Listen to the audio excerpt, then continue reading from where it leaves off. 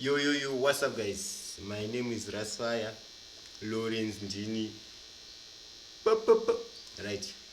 Ndine chinyowani chiri kufanira kubuda chinzi vakuru mwana wenyu ndinomuda, so rega timbokupai kanzwisa naye. RASS again, Lawrence Ndini, again and again. Sandaro, Sandaro, Sandaro, Sandaro. Vakuru mwana wenyu yundomuda. Sandaro, vakuru mwana wenyu nindomuda. Sandaro, vakuru mwana wenyu nindomuda. Sandaro, vakuru mwana wenyu yundomuda. Sandaro, vakuru mwana wenyu nindomuda.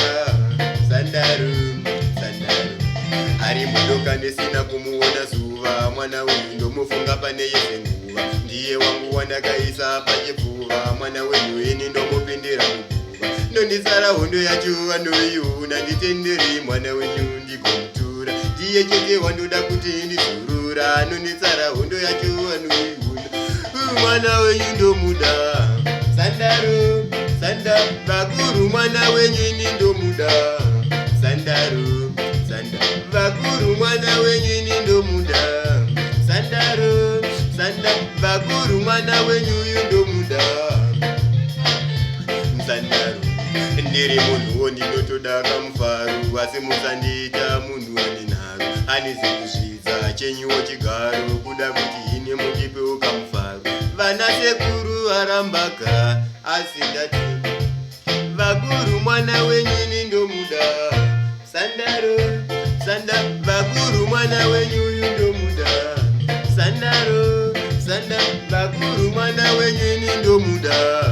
Sandaro, vakuru mwana wenyu yundomuda. Sandaro, vakuru mwana wenyu yundomuda.